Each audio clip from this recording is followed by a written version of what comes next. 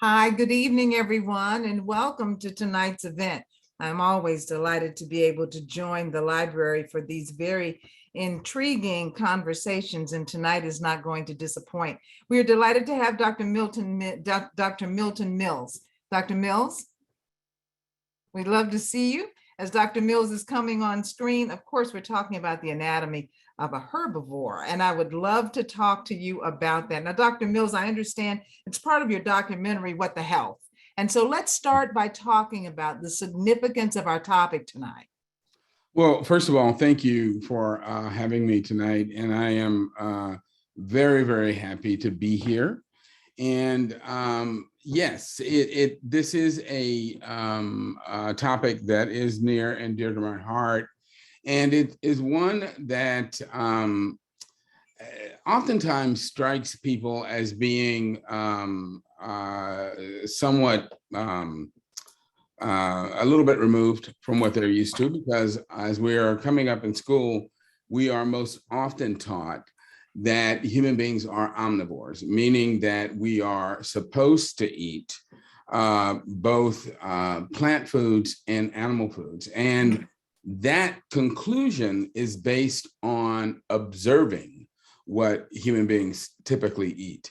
But that really isn't necessarily the best way to determine what we should eat, because you can observe what human beings do and conclude a lot of things, because observing human behavior clearly would lead you to conclude that we could do a lot of god-awful things that we shouldn't do.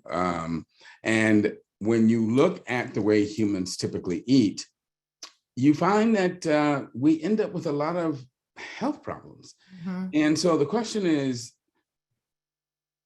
why are we ending up with all of the health problems we see, mm-hmm. particularly in the African-American community? We know that we are susceptible to just a whole litany mm-hmm. of chronic diseases and health problems that tend to strike us at earlier ages in more devastating forms than they do other ethnicities and races. And so the question should naturally occur to us: if in fact we are eating the way we're supposed to, then why are we getting sick and dying so quickly and so soon? And that should lead us to conclude that, in fact, there is something wrong mm-hmm. with the way that we are eating. And the fact of the matter is, it's because we're eating the wrong foods. I was about to ask you, doctor, how did we get here? You know, is it a combination of cultural factors, marketing? There's so many things in our environment that steer us in one direction or the other toward what we should be eating. And oftentimes we take our cues from those things as opposed to what we know is good common sense. I mean, you know that when you eat a Twinkie, you're not getting any nutrient at all, but yet and still you'll pick up that Twinkie. That's absolutely true. And there are a number of factors that come into play when you look at, excuse me, mm-hmm. what people are eating vis-a-vis what they should be eating. Mm-hmm. And in our community, a huge part of what comes into play has to do with the history of African Americans mm-hmm. in the United States. Sure. And it stems back to how we got here. Oh. And, it started with the kidnapping of our ancestors from their ancestral homes in West Africa, being brought over here as prisoners and then imprisoned on these slave labor camps that were euphemistically called plantations, and being force-fed the garbage, the literal garbage wow. of those slave labor camps, and being forced to take that refuse and do their best to turn it into something that was edible and approximated food. And again, hats off to our ancestors for doing the best that they could with what they were given. And so, yes, they took the entrails, which we call chitlins, and the feet and the ears and the tails and the neck bones, literally the parts of animals that the people who ran these plantations would normally throw away, and they would season it heavily to mask the telltale flavor of rot and decay, and try and turn it into something edible. But the problem is that when slavery ended, instead of us rejecting what was really a vestige of slavery and leaving it on the plantation, we carried it with us and we called it soul food, when in fact it is plantation food. And it is food that creates excess rates of disease and promotes chronic disease and early and premature death. Sure. Moreover, a big part of European diets is the use of dairy foods or dairy products, products made from cow's milk. And in fact, when you look at traditional West African diets, dairy products are not a part of traditional West African cuisine. And as such, there has been no genetic adaptation to the consumption of dairy products in West African peoples. And that's also true for New World Native Americans, Hispanics, or even Asians. And so when people of West African descent, New World Hispanics and indigenous people, Asians consume these products, they cause all kinds of gastrointestinal distress, allergic conditions, allergies, and promote the development of prostate cancers, breast cancers, all sorts of reproductive cancers, such as testicular cancers, uterine, ovarian cancers, and even colon cancers, and so forth. And this is one reason that we see such high rates of very aggressive forms of these diseases in our communities. And they're just devastating our communities. Prostate cancer in the African-American community is at epidemic proportions. It is 70% higher among Black men than it is in the Caucasian community. And it is, I'm telling you, it is devastating us. I have several friends that I know who have either died from it or have had to have major operations and are currently battling this cancer, people who are younger than me, that have been just laid low by this disease. And it's just, I'm telling you, it is just sweeping through our community like wildfire. And, if we don't stop and actually have conversations like these, we might just kind of adapt the attitude that this is what happens in our communities. Exactly. We can't do that. Here where we sit in South Carolina, and especially in the capital city of Columbia, we are home to the most concentrated diagnoses of kidney disease, diabetes, stroke, and amputations. And so one of our zip codes is the highest zip code in the highest county in the highest state. And so when you look at it that way, here we are, we're living in it. And we do see, we'll see 5 dialysis centers in one zip code. Thank you. In one zip code. And there might be more, because as you indicated, with the escalation of incident of prostate cancer, it has just jumped off because it's always been bad. But the levels that we're seeing now that we're not talking about as much, but the levels that we're seeing now are really very, very alarming, because there seems to be an explosion right now among our men. You're right. And I'm glad you brought that up, because African Americans have the highest rates of renal insufficiency and kidney failure of any ethnic group in the country.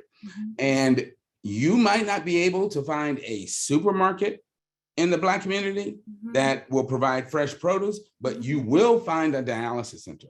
And I need to make something clear to the people who are listening to this program, because they need to understand why they can find dialysis centers in our community, but they can't find supermarkets. It's because back in the 70s, a leading Caucasian congressman died from kidney failure. And when that happened, Congress passed a law that was quickly, or passed a bill that was quickly signed into law that said that any American suffering from kidney disease automatically qualified for insurance that would provide hemodialysis in perpetuity. Oh, wow. So that meant that kidney failure became a cash cow. That meant that it doesn't matter whether you have, and this was before Obamacare, mind you, does not matter what your circumstances is. You could be literally living on a park bench, no money, no job, no insurance. You got, thank you. If you have renal failure, you will qualify for dialysis. And every dialysis treatment means that the doctor administering that treatment or overseeing it is making tens of thousands of dollars on you. Per person. Per person, exactly. And I'm going to tell you the God's honest truth. I have seen young Black men who are on their way going into kidney failure, and they are being seen by doctors who do nothing to try and preserve their kidney function. They start putting in those fistulas, preparing them for dialysis without doing anything to try and save their kidneys, because they know once they get that person on dialysis, they are automatically going to make hundreds of thousands of dollars on them until they drop dead. So people are literally using our community as a source of income. I mean, it is horrifying. And yeah, I'm talking about people in my profession, and it is disgusting, but it is the truth. Certainly, and the systems are built around those kinds of things. Oh, yes. And I'm telling people this because I want people to understand that if we don't take care of ourselves, if we don't care about our health, nobody else is going to. These people will manage you right into the grave. And so we have to take care of ourselves. But the point is, and this is the key, it doesn't have to be that way. No, it does not. Do you realize that most people don't understand? They can go onto a plant-based diet and actually avoid going into renal failure. They can avoid going onto dialysis. Even if they're already on their way there? If there are, yes. There have been innumerable cases of people who have been on their way to hemodialysis who became plant-based and were able to avoid going onto dialysis, because plant-based diets actually not only preserve renal function, but they can actually reverse that damage and help improve kidney function.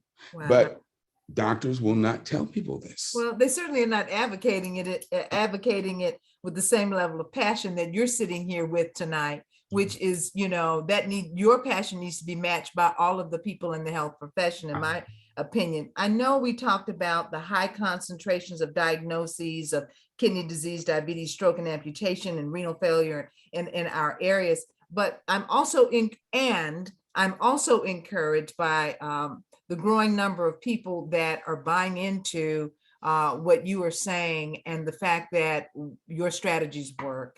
Sure. There are a number of people that are looking at plant-based diets and looking at getting rid of red meat, right? And going into diets mainly of seafood and poultry, and high in vegetables, grains, fibers, fruits and things like that. And there seem to be more health conscious people in our Sure. environment right now. Am I just imagining that, or is that the case? No, you are not imagining it, because studies have shown that African Americans are the fastest growing group in the vegan movement, and that in terms of the percentage of people who are plant-based, that African Americans, that there are a larger percentage of our population who are plant-based than any other group.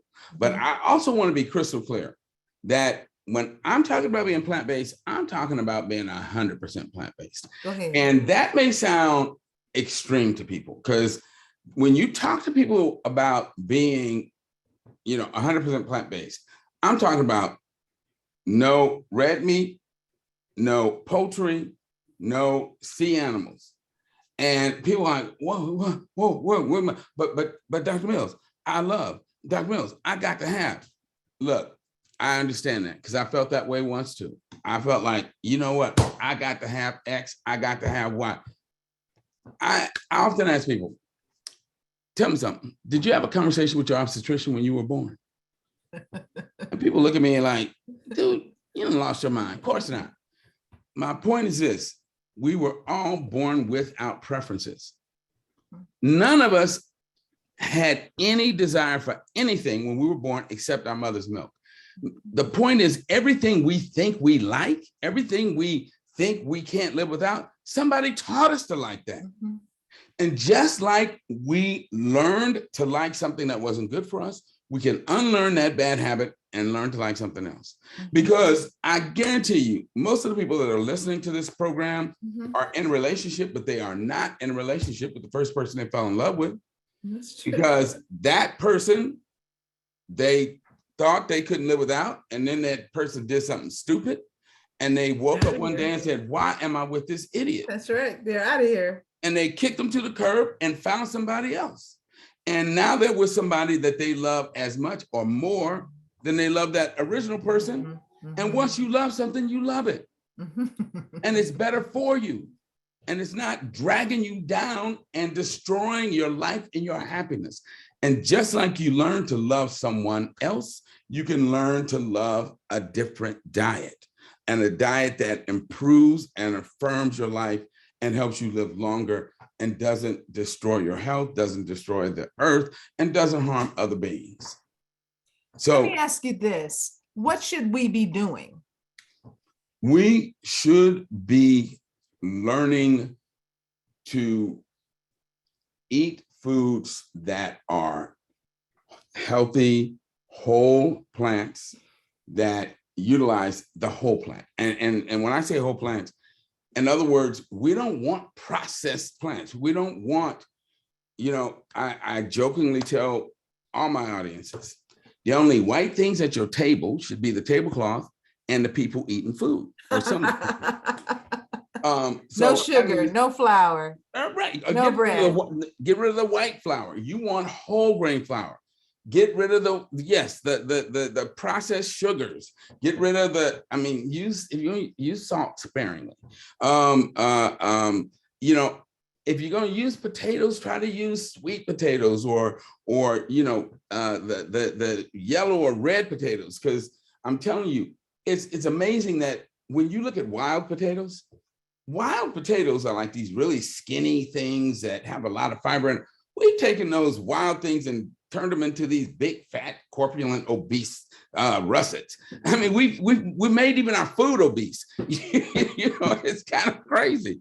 So it's better to try and use like the golds, the Yukon golds, or the red potatoes, or some of the. I mean, you can even get more exotic ones like purple, and those potatoes are healthier because they have more fiber and they're better for us. And so we want to use more natural plant foods, and that are the whole plant foods. You want to use the whole grains. We want to use a lot of vegetables.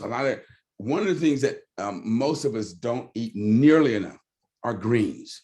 And I mean all kinds of greens, collards, kale, mustard greens, spinach, even things like bok choy, because all of those things are loaded with phytochemicals and fibers that are healthy for us.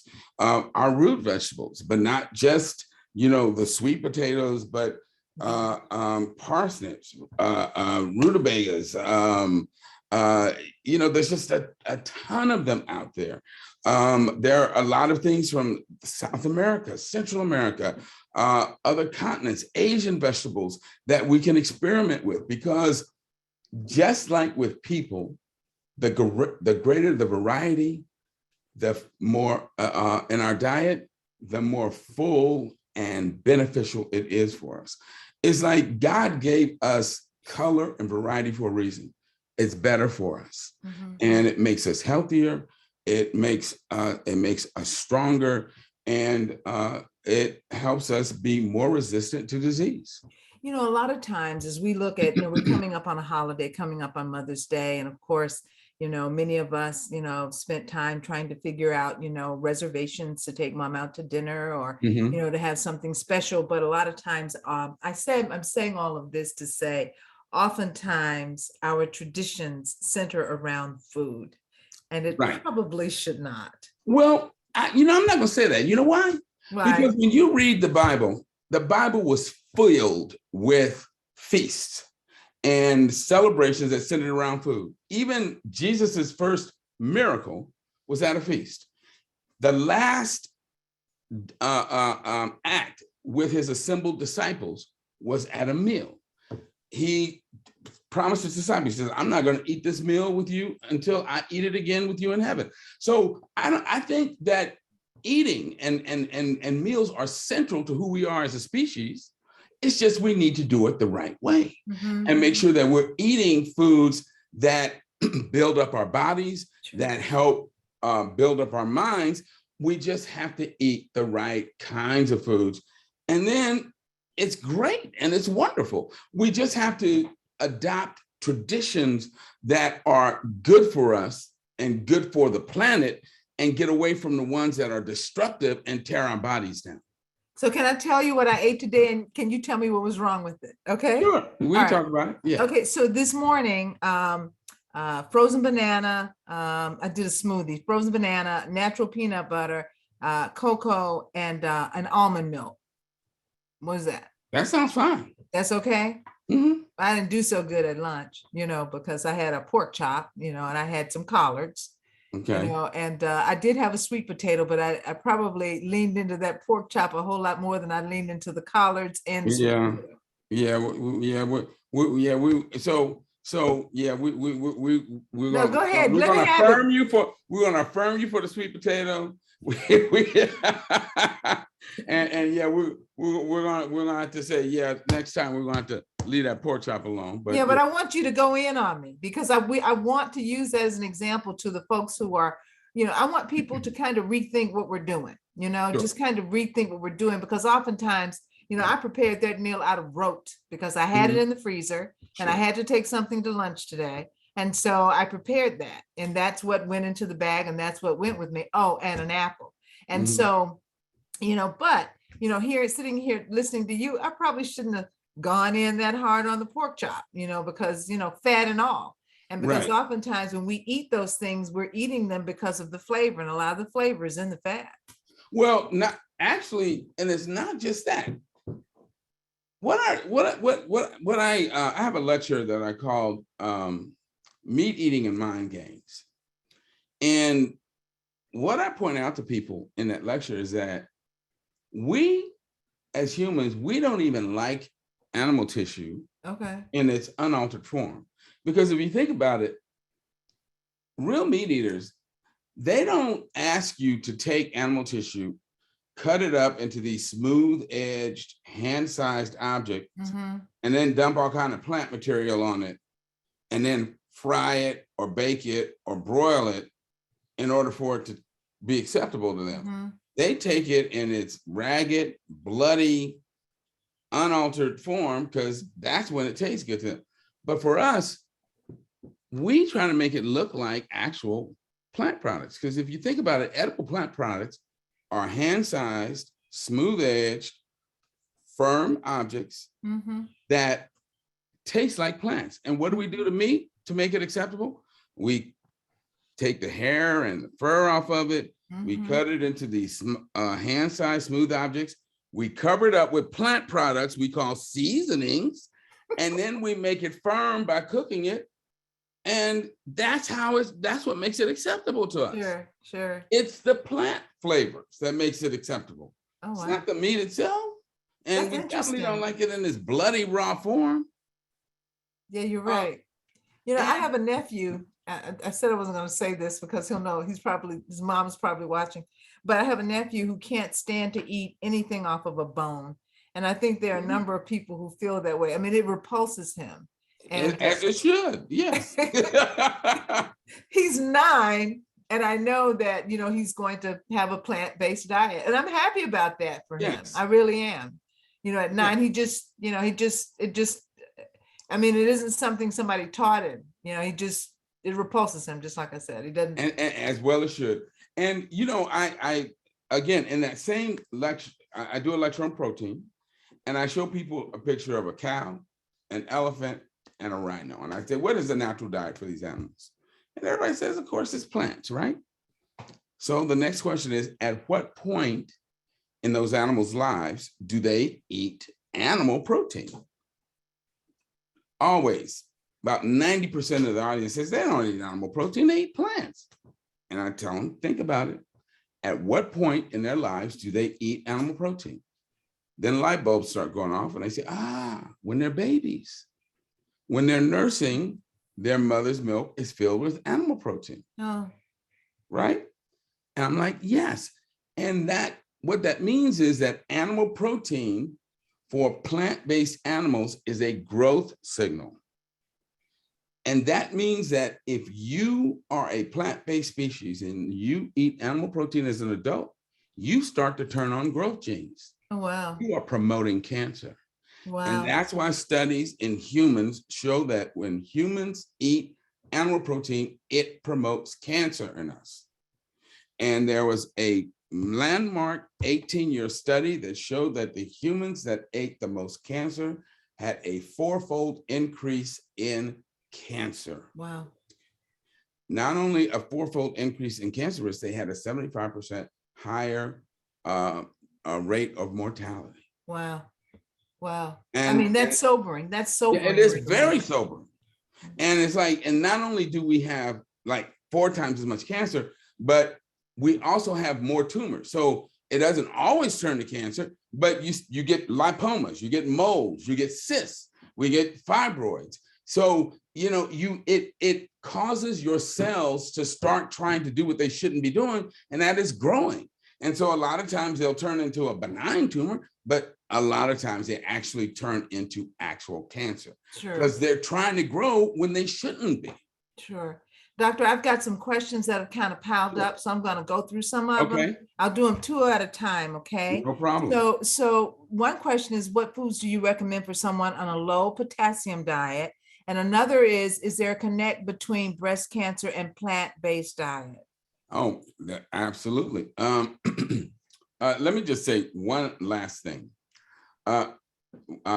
Major studies showed that the people around the world who live the longest are people who eat beans the most often. Around the world, doesn't matter, Asian, African, European, the people who eat beans the most often live the longest. So for people on a low potassium diet, that's a little more tricky because plant foods tend to be high in potassium. So that's something that I would encourage people to work out with their doctors. I think it's important to make sure you're eating your plant foods. If you really, so for instance, if somebody is dealing with renal failure and they're on dialysis, they want you to be conscious of your potassium intake. But the way that you can manage that is by taking potassium binders, okay, to bind the potassium. And what you would do is you would try to keep the amount of plant foods you're consuming constant, so you can adjust the potassium binders to account for the amount of plant foods you're eating, so that you're not building up the amount of potassium in your body. Okay. And with respect to plant foods and breast cancer, I just pulled a study today that showed consistently plant-based diet lowers the risk of breast cancer. And one of the major components that will do that are diets that are high in soy products, because there is a gross misconception that because soy foods are high in these plant estrogens, phytoestrogens, that will increase the risk for breast cancer. It does the exact opposite. The plant estrogens actually bind to, but don't turn on estrogen receptor 1, so they lower the risk for breast cancer. That's why China and Japan, that consume lots of soy, have very low rates of breast cancer. I see. Unlike Western countries, where we're eating all of this dairy that has actual mammalian estrogen, and it markedly increases the risk for breast cancer. So a plant-based diet will markedly lower the risk for breast cancer. And all women should be on a plant-based diet. It will lower your risk for breast cancer, including diets that contain soy products. I also want to use this opportunity to invite any of the organizers that want to get in on the Q&A, just to open up your cameras and your microphones. If you want to participate personally in the chit chat, just kind of let me know, and I'll yield to you guys. It's just really significant that we have this forum, and that the library celebrates Black History Month all year long, or Black history all year long, with these kinds of discussions. One question, Dr. Mills, is soy harmful to males? Absolutely not. One of the, I also want you guys to understand, a lot of the misinformation that is out on the web about soy is actually put out by the beef and dairy industry. And it's because they want to mislead people into turning away from soy. I'm like, look at what's happening in the world. Again, China, 1.7 billion people, they eat soy all day long. Are any of the men wearing bras? No. Okay. Not only that, clearly with 1.7 billion people, they don't have any problem getting busy. Okay. So there is no problem. And they also have very low rates of prostate cancer, because soy is protective for men against prostate cancer. So please, people, do the research for yourself. Look at PubMed, which are scientific peer-reviewed research papers, and they will show you that soy products are protective for men against prostate cancer. Very healthy, no problem. Please. Dr. Mills, it's funny because I told you guys what I had for breakfast and what I had for lunch. I hadn't had dinner yet, and you should see the people in the chat telling me, "No, Cynthia, no, don't eat that, don't eat that." Let me ask you this.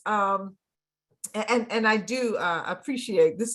This is really great, because we have a number of people on with us that are disciples of yours, and that recognize and are practicing on a consistent and daily basis what you're talking about today. And that's being so very careful about the decisions we make when it comes to what we ingest. Sure. And what we make a habit of. Right. One of our questions has to do, it's very broad, but it says, what foods should African Americans all be eating to preserve our health? What are the kinds of foods that we should be eating to preserve our health? So say you're talking to a 45-year-old woman, what would you say? First of all, what I would tell her is, if you believe in God, then believe him. And what did God tell us to eat? After he designed us, what did he tell us to eat? He told us right up front in Genesis, he said, eat plants. Okay. So if you believe in God, believe him. And even after Adam and Eve messed up, and he said, y'all done messed up and I got to throw you out the garden, he enlarged their diet to eat more plants. He didn't tell them to go out and start eating meat. He told them to eat more plants. Okay. In Daniel, first chapter, he gives us an experiment and says, if you stick to plants, you're gonna be healthier. You're gonna have a more agile mind. It is crystal clear what we're supposed to eat, people. So I'm telling you, you want to be healthy, stick to the diet that God designed us to eat. A whole food, plant-based diet that is built around a wide variety of whole plant foods. That is the diet that's going to give you the greatest health, the longest life, and the lowest risk for dementia and disability. Oh, wow. It is just that simple. Okay, here's some more. Here's some more. Seafood and poultry are disease promoting in every instance, and as is in meat and dairy. And then another one is also share the harmful effects of dairy and seafood, please. Yeah. I'm glad somebody brought up the seafood, because what a lot of people don't realize is that sea animals have to filter water to breathe. Water is like the most polluted environment on this planet.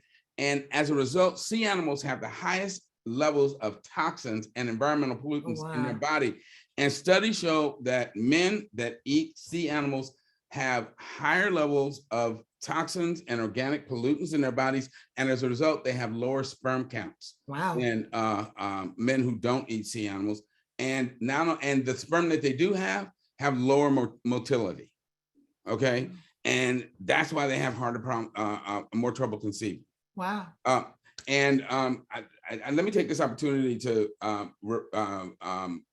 let people know about my Facebook page and my website, because I post a lot of these studies on my Facebook and on my website, so people can go and actually see the science. How can they go? Tell us where and how. So let me get Facebook first. It's under my name, Milton Renee Mills. That's just it. Milton, R-E-N-E is the middle name. It's masculine form. Mills. My avatar is a hat and a suit, no face. I'm incognito. Okay. Okay. And then my website is Dr. Milton Mills, plantbasednation.com. So it's Dr. Milton Mills, plantbasednation.com. Okay. And we'll put that in the chat. We'll put that in the chat for all of our attendees to be able to see. Yes. Okay. And just send me a friend request, and I will accept gladly. And there's all kinds of information there for you. Now let's ask this: should the plant-based diet be organic? If you can afford it, but it doesn't have to be, because any plant is better than a dead animal. Okay. Gosh, it just sounds so horrible when you say it like that. Because it is. It doesn't sound like ribeye. It sounds like dead animal. I mean, it's like, if you think about it, it's like we're out there eating corpses, folks. And I mean, I think about it. If you think about the food that you're getting ready to eat, if you can leave it sitting in the room for 2 days, unrefrigerated, and then come back and eat it with no problem, then you good. But if you leave it in a room for 2 days with no refrigeration and you can't eat it, then you shouldn't be eating it in the first place. Okay? I mean, come on. It's like, who convinced us to eat dead corpses? It's like we're killing ourselves. Sounds insane when you say it. And because it really is. And I'm telling you, it's like the devil has got us twisted. Really. And we've normalized it so we don't think about it, but we need to step back and start thinking about what we're doing to ourselves. Because, you know, and people talk about how passionate I am. And the reason I'm passionate, folks, is because I deal with the business end of the American diet. You do. I get emotional about this because I'm tired of standing over the beds of people who are dying before their time, or comforting their family members who are seeing their loved ones leaving them when they don't have to. Right. It hurts. And you know, at that point, there is not a piece of fried chicken, there's not a steak, there's not a hamburger that these people wouldn't give up to have their life back. That's right. That's so very true. It's not worth it. It is not worth it. And I'm telling you, I used to be there until I was delivered from it. And I'm telling you, I don't miss it. I don't want it. When I think back to the realization that I used to put dead tissue in my body, I'm like, God help me. Honestly, I'm so glad. And we're so glad that you're here with us to teach us and to help us to understand, because this is not the kind of conversation that you run into every day. No, it's not. No, it isn't. It isn't.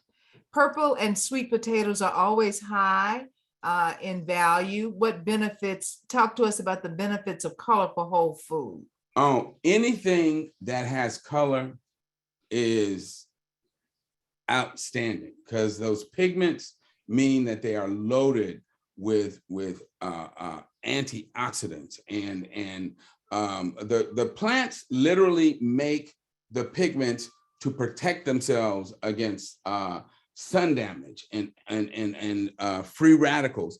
And when you eat those foods, they will do the same thing for you. Everybody knows that if you eat a bunch of carrots, you turn orange, right? That's because your body does exactly what that plant has done, takes those pigments, puts it in your skin to protect you from sun damage and the radiation in the environment. So you get the same kind of protection that the plant was using the pigments for. Oh, wow. And that's the beautiful thing about, I'm telling you, nature is wonderful when you understand what's going on. So yes, anything that is brightly colored is a powerhouse of protection. And that's why I feel guilty, because I hate beets. Really? Yeah. I'm sorry. Okay, that's my guilty secret. I just don't like the taste of beets, y'all. You didn't mention them earlier when we were talking about root-based and let me say, beets are amazing. They are incredibly healthy, and I'm trying to find a way to eat them because I just don't like the taste of them. Well, you do so many things well. It's okay if you don't like something. Yeah, so that's my one guilty secret. But I try. But I love Brussels sprouts. Okay. Now, here's a tough question. It's a tough question for many of us who are not on a plant-based diet. Should we go on a plant-based diet? You always have to end that sentence with yet. Okay. When you say I'm not on a plant-based diet yet. Oh, okay. Should we go on a plant-based diet slowly or just stop eating meat right away, like tonight, right now? Sure. Okay. There are different schools of thought for that, right?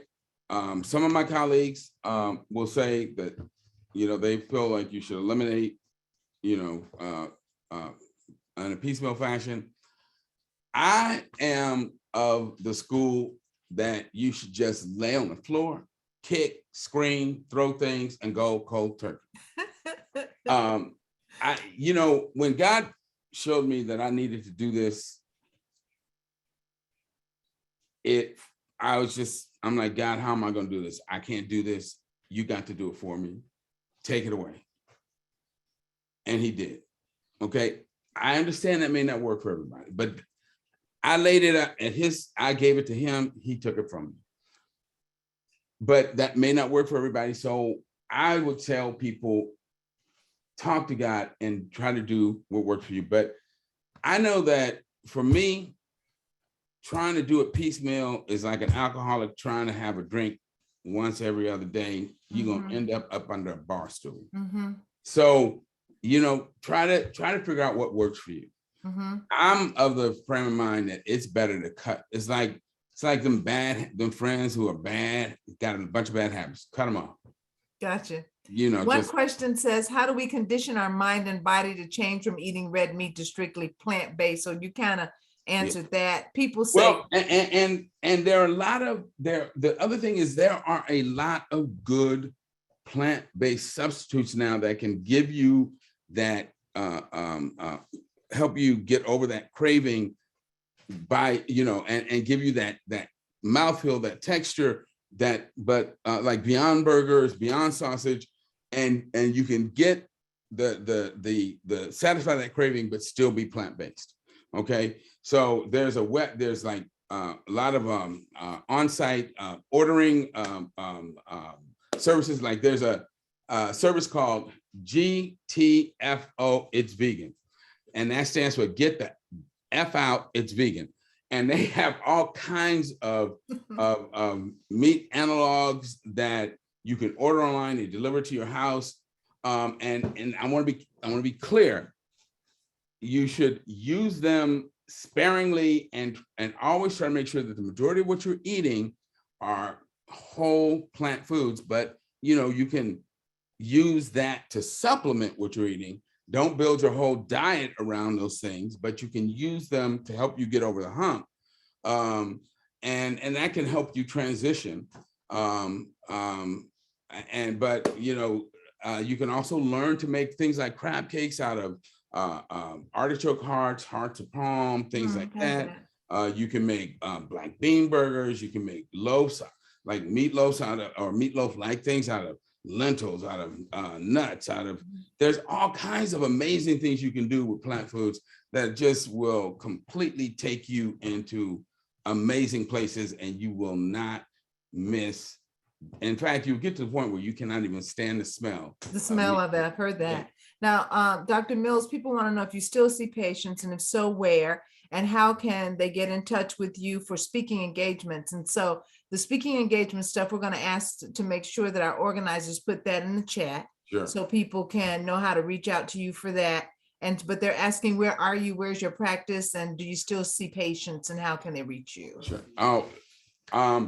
I live in the Washington, D.C. metro area.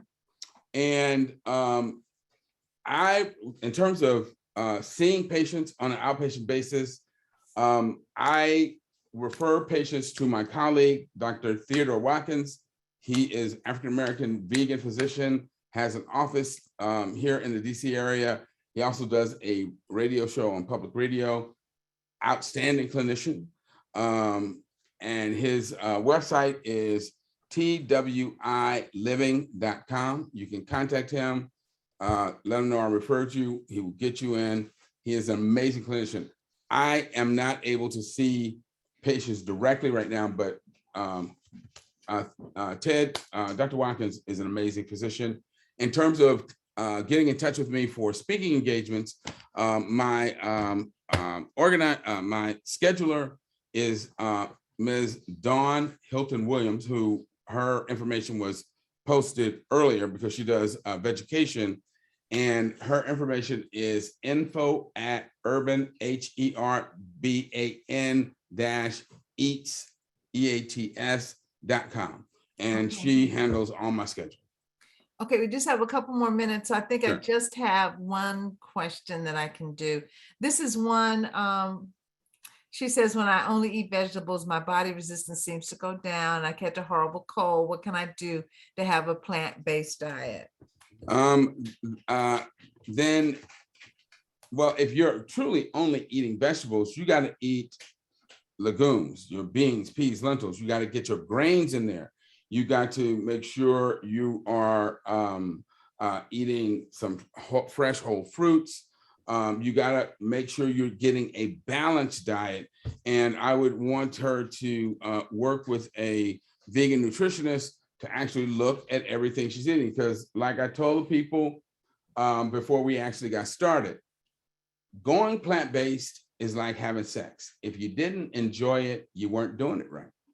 So, because when you do it right, it is the most amazing experience you will ever have in your life. So trust me, if something wasn't quite right, you weren't doing it right, you just need to start over and do it again. Okay. Okay, I said it was the last question, but I do have this one as the last one. On a plant-based diet, can you overeat with carbs or protein? What kind of dietary balance should I strive for? If you are eating whole plant foods that have their fiber in them, that are not processed, and that don't have a lot of added oil and are not a lot of fried foods, it is difficult to overeat. So, I mean, if you're eating a lot of vegan junk food, yeah, you can overeat. So that's why you want to try to eat whole plant foods, not a lot of added oil, not a lot of fried foods, and also make sure you're getting your exercise in. Okay? Vegan junk food sounds like an oxymoron. How can... Oh, trust me, there's a lot of vegan junk food. There's vegan cookies, there's ice cream. Okay. I mean, look, vegans are like everybody else. We we like to get our little something in every now and then, but got just it. have to be judicious. Do you recommend the Blue Zone cookbook as a starting point to integrate Yes, plant-based that's a meals? good one. That's a That's good a good one. Yeah, and Dawn Hilton Williams cookbook, Flavor My Plate, excellent cookbook. Well, Dr. Mills, we are down at the end of our program. Again, I want to open Time the flies when you're having fun. I know we have been having a lot of fun. I've really enjoyed this. Oh, So here. I would Try this website, eatdrinkshrink.com. say it again. Eatdrinkshrink.com. I like that. Eatdrinkshrink.com. Now, whose Yeah. website is that? A friend of mine, Vegan Recipes, eatdrinkshrink.com. I do want to give the opportunity for any of the folks at the library who want to come on screen and say any last comments. I do want to make it very clear how much we certainly appreciate the opportunity at OnPoint to continue to partner with the library for these very enlightening and engaging conversations. They're always just uplifting for the audiences that they reach. And the audience tonight was really great. We were getting up toward. What was your moderation? You were wonderful. Oh, why, thank you. Thank you. Well, I'm sure this is not the last time our path is going to cross. I just feel that. And so this is the opportunity, Dr. Mills, for you to give your closing comments tonight. And we thank you again so much. So, you know what? I just want to tell people that my commission from God is to share this amazing news with people, to let everyone know that by embracing the diet we're designed to eat, it will make us healthier, happier. We will live longer. We will have lives that are more full. We will be able to take care of our families better and have a better impact on the earth. And trust me, it's like they say about going Black, you will never look back. Okay. Dr. Milton Mills, we're going to have you in some of the other forums here in South Carolina. You're certainly a crowd favorite. And so we just appreciate so much you being with us tonight. Want to also say a very special thank you to the people at Richland Library for continuing to keep the focus on important topics that people need. I also would like to point a personal privilege.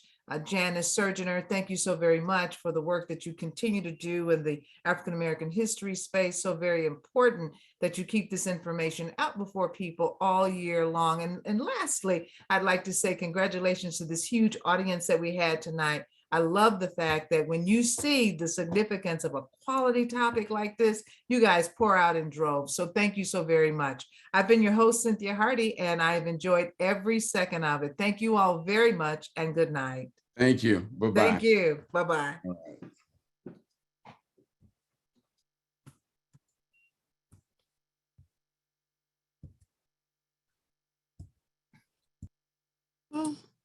right.